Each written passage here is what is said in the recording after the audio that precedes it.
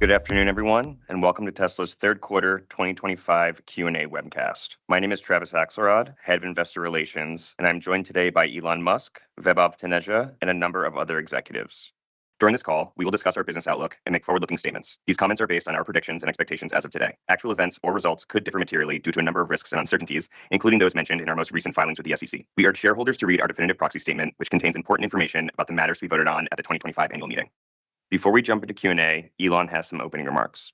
We're at a critical inflection point for Tesla and our strategy going forward as we bring AI into the real world. I think it's important to emphasize that Tesla really is the leader in real-world AI. No one can do what we can do with real-world AI.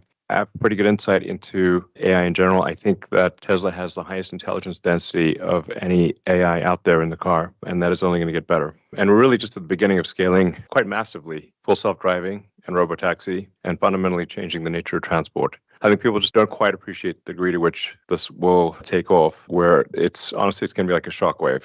Because the cars are all out there. There are millions of cars out there with a software update become full self-driving cars. We're making a couple million a year. And in fact, with the advent of what we see now as a clarity on achieving full self-driving, unsupervised full self-driving, I should say, I feel confident in expanding Tesla's production. So that is our intent, to expand as quickly as we can. So I was reticent to do that until we had clarity on achieving unsupervised full self-driving. But at this point, I feel like we've got clarity, and it makes sense to expand production as fast as we reasonably can. We're also making a huge impact on the energy sector with battery storage, both the Powerwall and especially with the Megapack. We are dramatically improving the ability to generate more energy from the grid. If you look at total U.S. energy capability, for example, there's roughly a terawatt of continuous power available in the U.S., but the average usage over a 24-hour cycle is only half a terawatt because of the big difference between day and night usage. If you buffer the energy with batteries, you can effectively double the energy output of the United States just with batteries, building no incremental power plants. And it's very difficult to build power plants. They take a long time, there's a lot of permitting, and it's not an industry that's used to moving fast.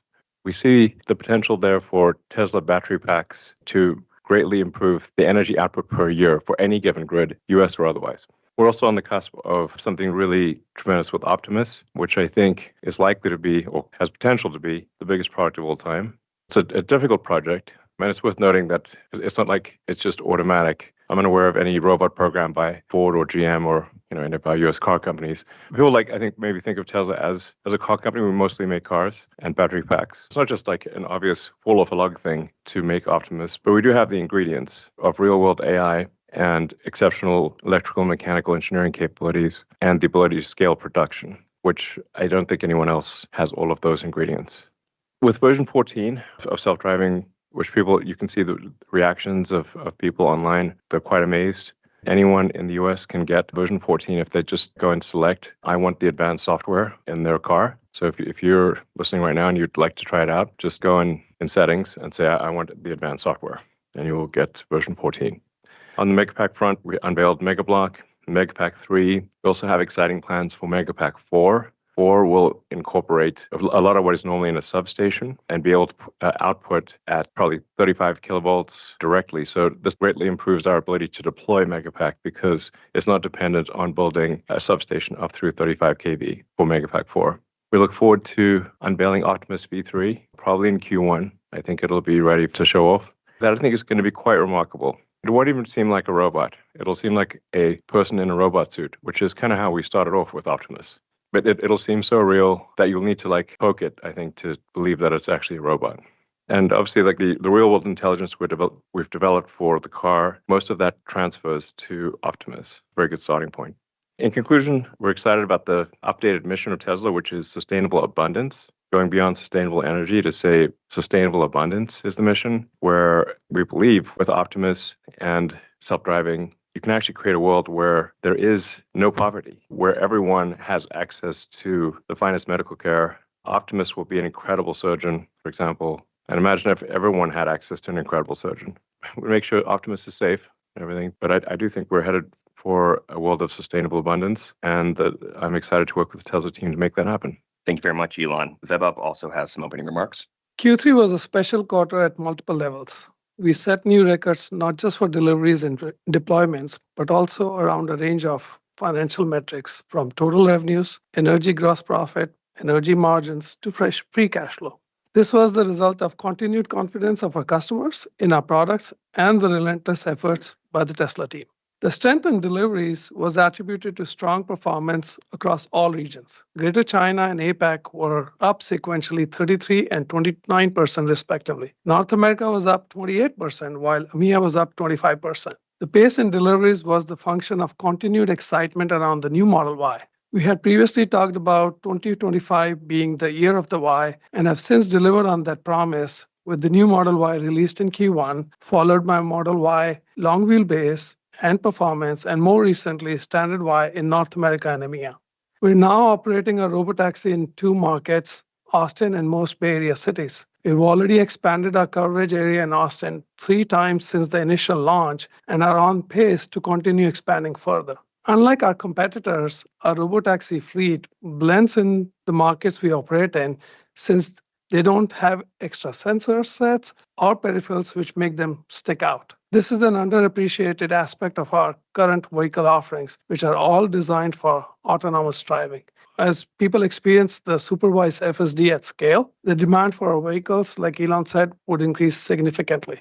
On the FSD adoption front, we've continued to see decent progress. However, note that total paid FSD customer base is still small, around 12% of our current fleet. We're working with regulators in places like China and EMEA to obtain approvals so that we can get FSD in those regions as well. Now, covering a little bit on the financial side, automotive revenues increased 29% sequentially in line with the growth in deliveries. While regulatory credits declined sequentially, we entered into new contracts and continued delivery on previously entered contracts. Our automotive margins, excluding credits, increased marginally from 15% to 15.4%, which was attributed to improvements in material cost and better fixed cost absorption due to higher volumes. The energy storage business continued to deliver with record deployments, gross profit, and margins. As discussed before, this business has a bigger impact from tariffs as measured by percentage of COGS, since currently all cells procured are from China, while we're still working on other alternatives. However, as the ramp of Mega Factory Shanghai is happening, this is helping us avoid tariffs because we are using this factory to supply the non-US demand. Like Elon said, grid scale storage, the only way we can get to electricity fastest is by using storage. The other thing to keep in mind is we are seeing headwinds in this business given the increase in competition and tariffs. The total tariff impacts for Q3 for both businesses was in excess of $400 million, generally split evenly between them. Services and other demonstrated a marked improvement sequentially. This was a function of improvements primarily in our insurance and service center businesses. Note that while small, our robotaxi costs are included within services and other, along with our other businesses like paid supercharging, used car, parts and merchandise sales, etc. Our operating expenses increased sequentially. The largest increase included in restructuring and other related to certain actions undertaken to reduce cost and improve efficiency through convergence of our AI chip design efforts. Additionally, we incurred legal expenses related to proceedings in certain legal cases, as well as incremental costs in preparation for our shareholder meeting. Such costs are recorded within SG&A. Further, our employee-related spend is increasing, especially in R&D, as we have recently granted various performance-based equity awards to employees working on AI initiatives, and therefore such spend will continue to increase going forward. Our other income decreased sequentially, primarily from mark-to-market adjustments on BTC holdings, which was a much smaller gain of $80 million in Q3 versus $284 million in Q2, with the rest of the movement attributable to FX movements in the quarter.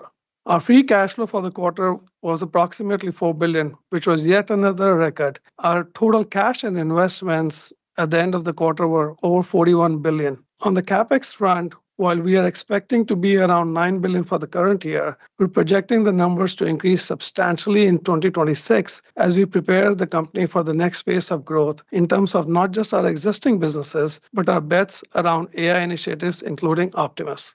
In conclusion, note that bringing AI into real world is hard, but we have never shied away from doing what is hard. We are extremely excited about the future and are laying down the foundation, the benefits of which will be realized over years to come. I would like to end by thanking the Tesla team, our customers, our investors, and supporters for the continued belief in us. Now let's go to investor questions. From say.com, the first question is, what are the latest robotaxi metrics, fleet size, cumulative miles, rides completed, intervention rates, and when will safety drivers be removed? What are the obstacles still preventing unsupervised FSD from being deployed to customer vehicles?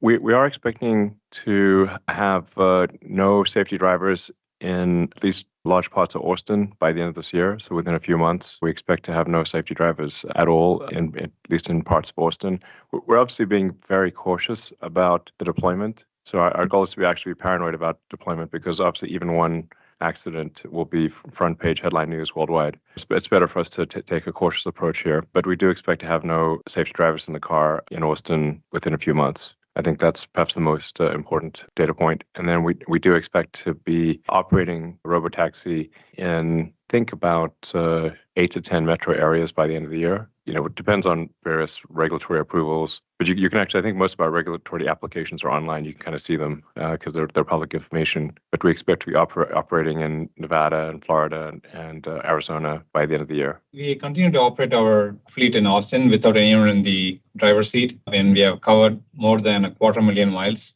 And then in the Bay Area, where we still have a person in the driver's seat because of the regulations, we crossed more than 1 million miles. And we continue to see that the robotaxi fleet works really well. Customers are really happy, and there's no notable issues. Customers have used FSD Supervised for a total of 6 billion miles as of yesterday. So that's like a big milestone. And overall, the safety continues to be very good. And as Elon mentioned, we are on track to remove the person from inside the car altogether, starting with Austin.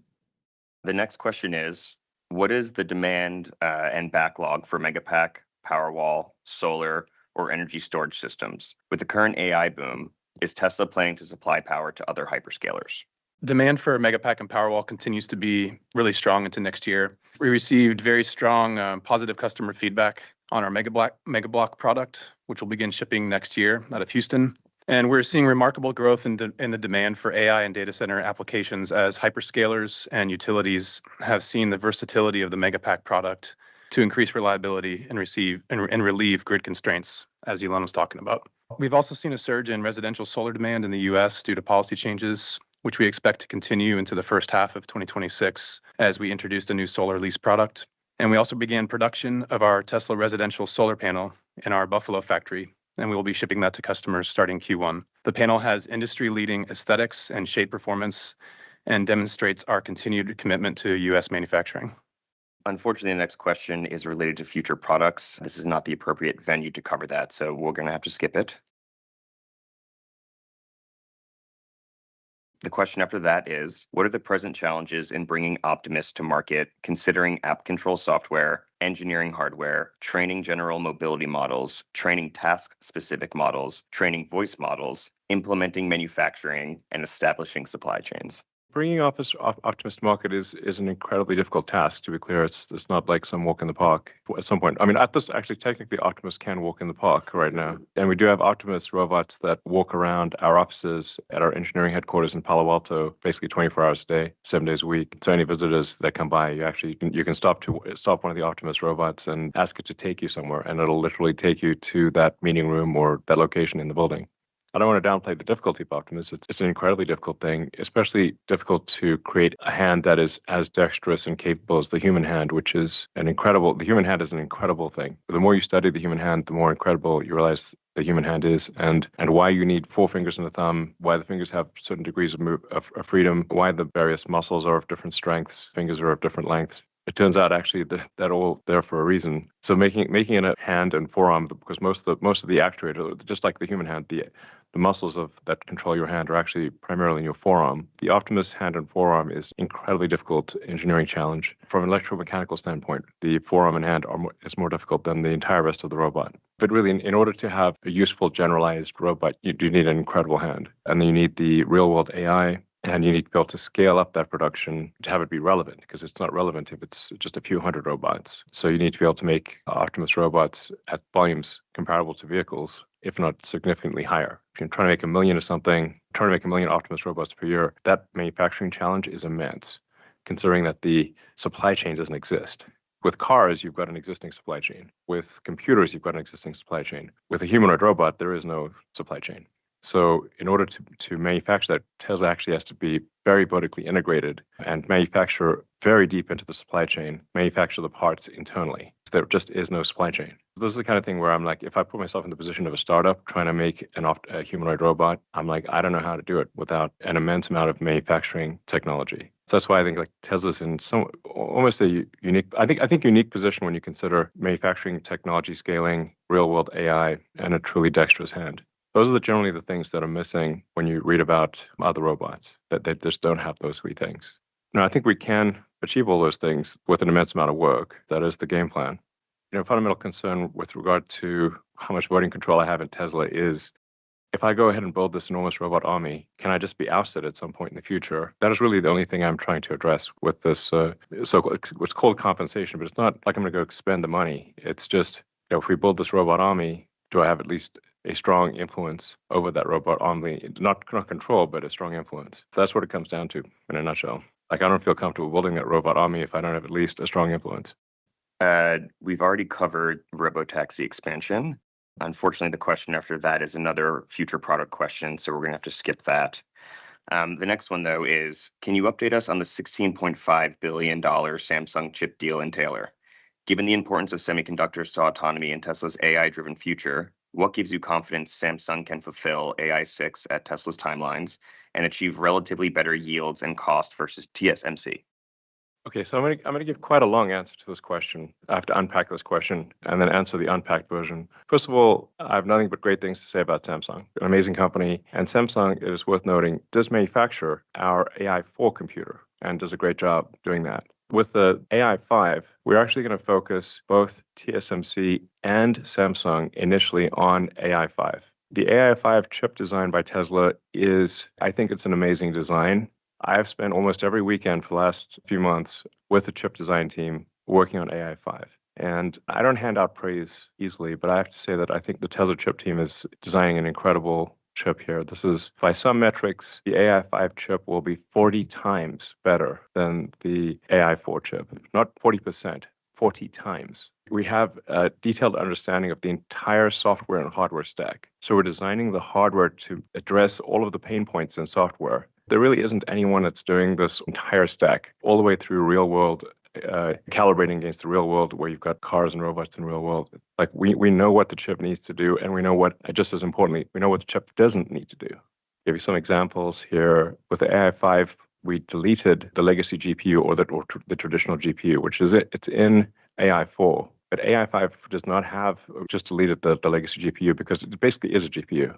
We also deleted the image signal processor. So it's like a long list of deletions that are very important. As a result of these deletions, we can actually fit AI5 in a half reticle with good margin for the traces from the memory to the Tesla chip accelerators, the ARM CPU cores, and the PCI blocks. So this is a beautiful chip. I've poured so much life energy into this chip personally. I am confident this is going to be a winner next level. So it makes sense to have both Samsung and TSMC focus on AI5.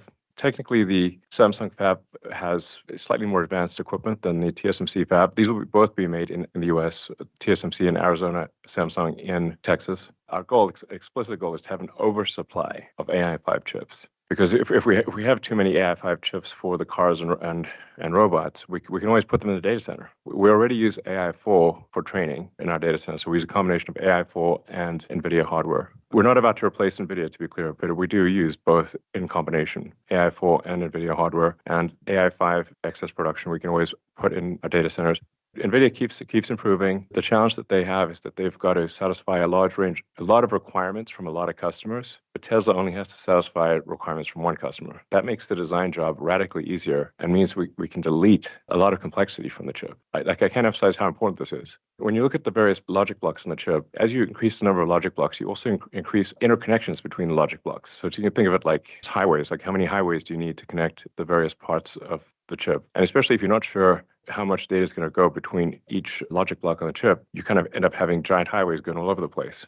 It becomes an almost impossibly difficult design problem. And NVIDIA's done an amazing job of dealing with almost an impossibly difficult set of requirements. But in our case, we're going for radical simplicity. And the net effect is that I think AI5 will be the best performance per watt, maybe by a factor of 2 or 3, the best performance per dollar for AI, maybe by a factor of 10.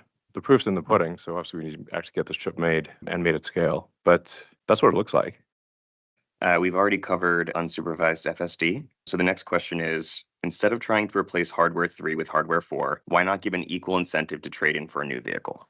We've not completely given up on hardware 3. However, over the last year, we've offered the customers the option to transfer FSD to their new vehicle, which at times we've been running some promotions. If they got FSD, they can get better preferential rates. So we've been definitely taking care of this, but we do want to solve autonomy first, and then we'll come back with a way to take care of these customers. These customers are very important. They were the early adapters. For what it's worth, my daily commuter is a hardware 3 car, which I use FSD on a daily basis.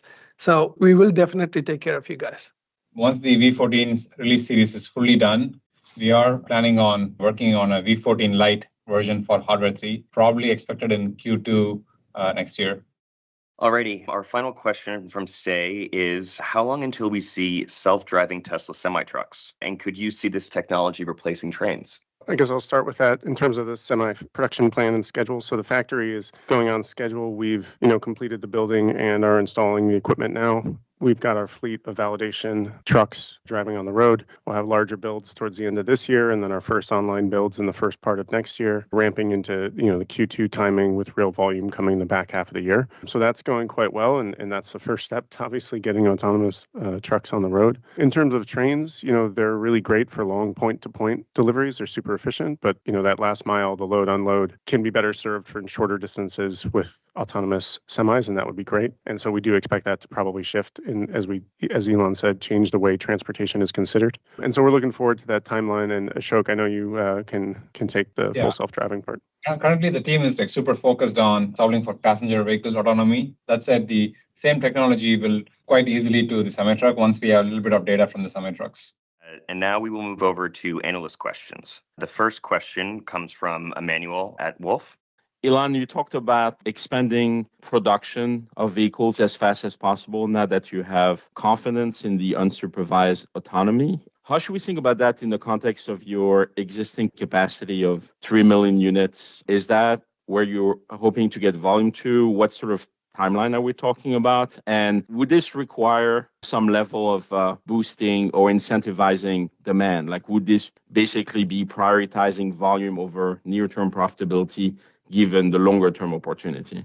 Well, our capacity isn't quite 3 million. It will be 3 million at some point. Aspirationally, we could probably hit an annualized rate of 3 million within 24 months, I think, maybe less than 24 months. Bearing in mind, there's an entire supply chain, a vast supply chain that's got to also move in tandem with that. We're going to expand production as fast as we can, and as fast as our suppliers can sort of keep up with it. And then we're going to think about where do we build incremental factories beyond that. The single biggest expansion in production will be the Cybercab, which starts production in Q2 next year. That's really a vehicle that's optimized for full autonomy. In fact, does not have a steering wheel or pedals, and is really an engineering optimization on minimizing cost per mile, for fully considered cost per mile of operation.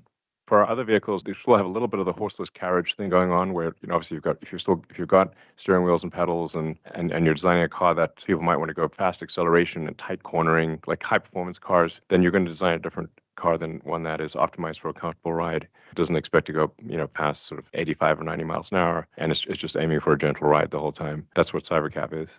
Do I think we'll sacrifice margins? I don't think so. I think the demand will be pretty nutty. Here's the killer app, really. What it comes down to is, can you text while you're in the car? And if you tell someone, yes, the car is now so good, you can be on your phone and text the entire time while you're in the car. Anyone who can buy the car will buy the car. End of story. That's what everybody wants to do. In fact, not everyone wants to do it. They do that. In fact, the reason you've seen an uptick in accidents pretty much worldwide is because people are texting and driving. Autopilot actually dramatically improves the safety here, because if somebody's looking down at their phone, they're not driving very well. So that's really the game changer. At this point, I feel essentially 100% confident that we can solve unsupervised full self-driving at a safety level much greater than human. So we've released 14.1.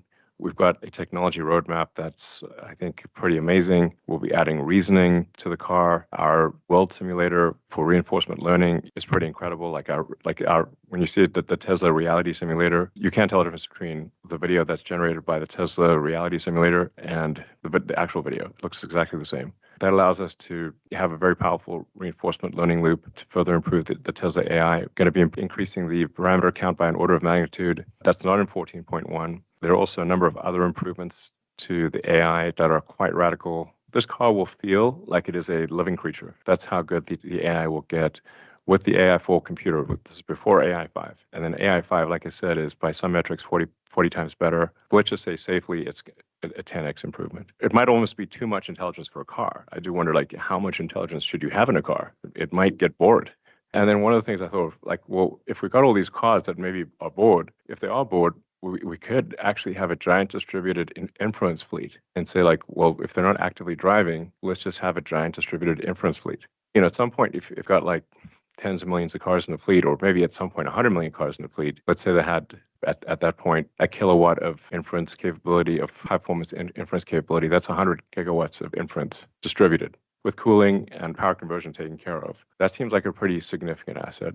Thanks, Elon. The next question will then come from Dan from Barclays. Elon, I know that Tesla's really focused on with Master Plan 4 bringing AI into the physical world. And I think we've seen over the past, this willingness for Tesla to engage and go into new markets, new TAMs. So when you think about the growth prospects, how do we define the areas that are really within Tesla's core competency versus where do you draw the line for markets or AI applications that are outside of Tesla's core competency? Actually, I'm not sure what you mean by AI applications outside of Tesla's core competency. We didn't have any of these core competencies when we started, So we had zero core competencies, total competency of zero, actually. I mean, you can think of Tesla as a dozen startups in one company. And I've initiated every one of those startups. We didn't used to make battery packs, stationary battery packs, but now we do. We make them for the home, make them for, utility scale with Powerwall Megapack. Created the supercharger network globally. No one else has created a global supercharger network. In fact, that North American supercharger network is so good, every other manufacturer in North America has converted to our standard and uses the Tesla supercharger network. But if it was so easy, why don't they just do it? The chip design team started that from scratch. The Tesla AI software team was started from scratch. I literally just say, hey, we're going to start this thing. I posted on Twitter, now X. Join us if you'd like to build it. In fact, Ashok was, I believe, the first person I interviewed for the Tesla Autopilot team, which we now call the Tesla AI software team. It's core competencies created while you wait. Optimus at scale is the infinite money glitch.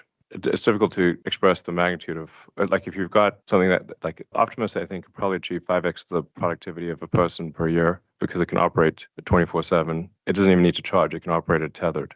So it's plugged in the whole time. So that's why I call it a future of sustainable abundance, where working will be optional. There's a limit to how much AI can do in terms of enhancing the productivity of humans, but there is not really a limit to AI that is embodied. That's why I call it the infinite money glitch. One thing which I'll further add is people forget our first iteration of Autopilot was 10 years back. Elon had started this way back in the day. Even on the Optimus side, as much as people think, okay, this is a new thing, I still remember, was it 4+ years back, we were in a finance meeting with Elon and Elon said, hey, our car is a robot on wheels. And that's where we started developing. In fact, most of the engineering team, which is working on Optimus, has come from the vehicle side. And that's why, when we talk about manufacturing prowess, we have the wherewithal because the same engineers who worked back in the day on drive units are working on actuators now. So that's where we can do, if there is any company which can do it at scale, that is going to be us. But we also have actually added a lot of new engineers as well to the team. So there's actually a lot of the credit for the Optimus engineering is actually also new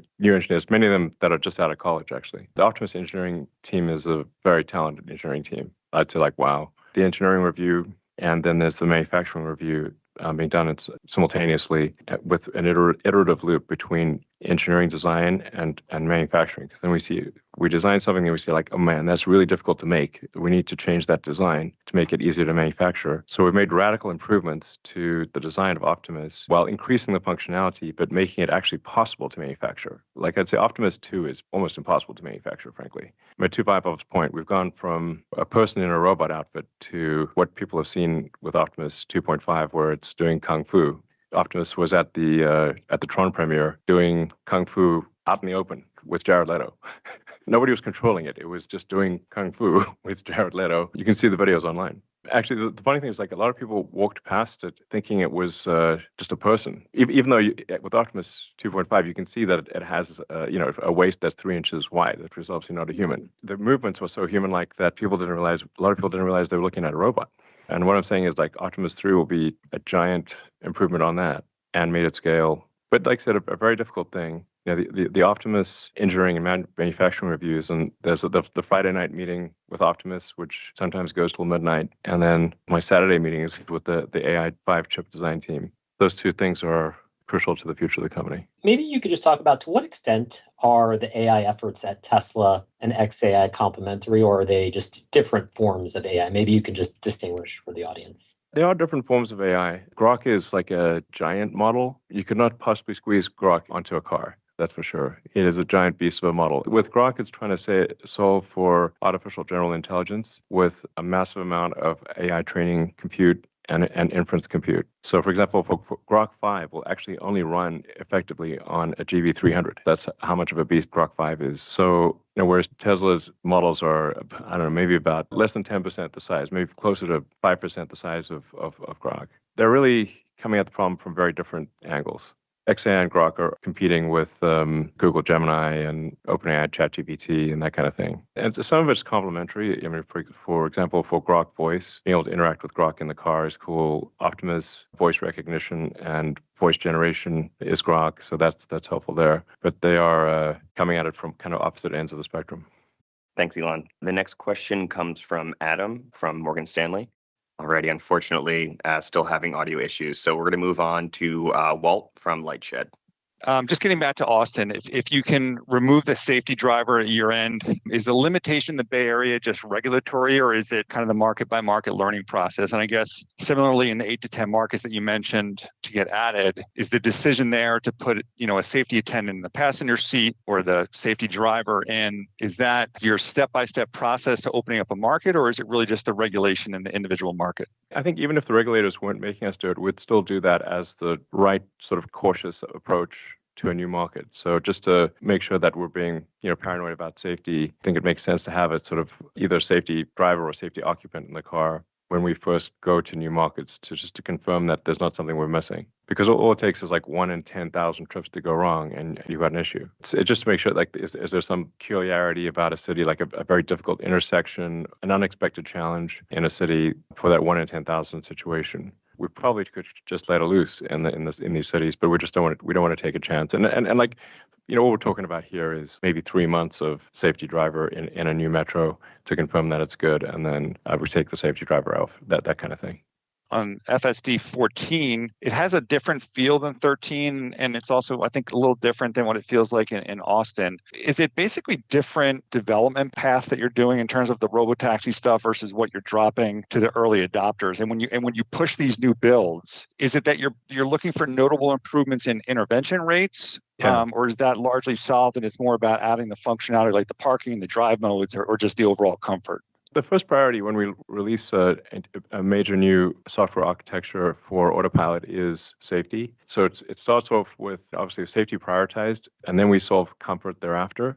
That's why I say, most people should wait until 14.2 before they actually download version 14, because by 14.2, we will have addressed many of the comfort issues. The priority is very much safety first, and then thereafter the comfort issues. That's why most people, I'm like, it'll be safe but jerky. We just need time to kind of smooth the rough edges and solve for comfort in addition to safety with a major new Autopilot architecture change. I mean, I know what the roadmap is for the Tesla real-world AI in very granular detail. Obviously, Ashok is leading that. I mean, I spent a lot of time with the team, excruciating detail here on what we're doing to improve the real-world AI. Like I said, this car is going to feel like it is a living creature, and that's with AI 4 before even AI 5. Yeah, the roadmap is super exhilarating, like waiting so much, like release all the stuff we are working on. In terms of like what we ship to customers versus robotaxi, mostly the same. Obviously, customers have some more features like they can choose whether the car wants to park in a spot or in a driveway or something like that, which is not super relevant for robotaxi. But there's only like a few minor changes like those ones. But the majority of the algorithms and the architecture, everything is the same between those two platforms. I don't know, Ashok, is that like reasoning in like 14.3, maybe 14.4, something like that? Yeah, 3 or 4, by end of this year for sure. But with reasoning, it's literally going to think about which parking spot to pick. So it's going to say, this is the entrance, but probably there's not a parking spot right at the entrance. If the parking lot is fairly full, the probability of an open parking spot right at the entrance is very low. But actually, what it'll simply do is drop you off at the entrance of the store and then go find a parking spot. It's going to get very smart about figuring out a parking spot. It's going to spot empty spots much better than a human. It's got 360-degree vision, and it's going to, like I said, it's going to use reasoning to solve things. And fitting that all inside the computer that has AI4 is the actual challenge. That's what the team is working on. Because obviously you can do reasoning on the server that takes forever, but then in car you need to make real-time decisions. Yeah, that's why I say like pretty good understanding of like AI giant model level with Grok and with Tesla. And I'm confident in saying that Tesla AI has the highest intelligence density. When you look at the intelligence per gigabyte, Tesla AI is probably an order of magnitude better than anyone else. It doesn't have any choice because that AI has got to fit in the AI4 computer. The discipline of having that level of AI intelligence density will pay great dividends when you go to something that has an order of magnitude more capability like AI5. Now you have that same intelligence density, but you've got 10 times more capability in the computer. Great. The next question will come from Colin at Oppenheimer. Appreciate you bringing up the challenges of hand dexterity in humanoids, along with the complexity of the supply chain and the vertical integration you guys are pursuing. I'm just trying to harmonize the timeline for the start of production, next year with the current state of the supply chain. And what sounds like a fair amount of work remaining on the dexterity before you can really freeze the hardware design and start to scale up production. The hardware design will not actually be frozen even through startup production. There'll be continued iteration because a bunch of the things that you discover are very difficult to make. You only find that pretty late in the game. So we'll be doing rolling changes for the Optimus design even after startup production. But I do think that the new hand is an incredible piece of engineering. Well, like I said, we'll have a production intent prototype ready to show off in Q1, probably February or March. Yeah, we're going to be building a million unit Optimus production line, hopefully with a production start towards the end of next year. That production ramp will take a while to get to an annualized rate of 1 million because it's going to move as fast as the slowest, dumbest, least lucky thing out of 10,000 unique items. But it will get to 1 million units. Ultimately, we'll do Optimus 4, that'll be 10 million units, Optimus 5, maybe 50 to 100 million units. I mean, it's really pretty nutty. That is unfortunately all the time we have for Q&A today. Before we conclude, though, Vaibhav has some closing remarks. I want to take the time to talk about an extremely important vote, which is being held on November 6th. The meeting will shape the future of Tesla, and we are asking you as our shareholders to support Elon's leadership through the 2 compensation proposals and the re-election of Ira, Kathleen, and Joe to the board. Note that it is a team sport, and here at Tesla, the board is an integral part of the winning team. Shareholders are at the center of everything we do at Tesla, and our special committee has laid out a compensation package. Like Elon said, we don't even want to call it a compensation package. Yeah, it's not. The point is, I just like there needs to be enough voting control to give a strong influence, but not so much that I can't be fired if I go insane. And I think that sort of number is in the mid-20s approximately. As a company that has already gone public, we've investigated every possible way to how do you achieve increased voting control without. Is there some way to have like a super voting stock? But there is no way to have a super voting stock after you've gone public. But for example, Google, Meta, many other companies have this, but they had it before they went public. And so it sort of gets, I guess, grandfathered in. Tesla does not have that. Like I said, I just don't feel comfortable building a robot army here and not, being ousted because of some asinine recommendations from ISS and Glass Lewis who have no friggin' clue. I mean, those guys are corporate terrorists. But yeah, so let me explain the core problem here is that so many of the index funds, the passive funds, vote along the lines of whatever Glass Lewis and ISS recommend. Now, they've made many terrible recommendations in the past that if those recommendations had been followed would have been extremely destructive to the future of the company. But if you've got passive funds that essentially defer responsibility for the vote to Glass Lewis and ISS, then you can have extremely disastrous consequences for a publicly traded company if too much of the publicly traded company is controlled by index funds. It's de facto controlled by Glass Lewis and ISS. This is a fundamental problem for corporate governance because they're not voting along the lines that are actually good for shareholders. That's the big issue. I mean, that's what it comes down to. ISS, Glass Lewis, corporate terrorism. Yeah, and I would say the special committee did an amazing job in constructing this plan for the benefit of the shareholders. There's nothing which gets passed on till the time shareholders make substantial returns. So that's why, in the end, I would say I would urge you to not only vote on the plan, but also vote on all the three directors because of their exceptional knowledge and experience. And literally, we at Tesla work with these directors day in, day out. There is not even a single day that one of the directors I haven't spoken to or one of my colleague hasn't spoken to. Even the directors out here are not just reading out of PowerPoint presentations. They're actually working with us day in, day out. Again, I just urge you guys as shareholders to vote along the board's recommendation. Thank you, guys. We appreciate everyone's questions today. We look forward to talking to you next quarter. Thank you very much and goodbye.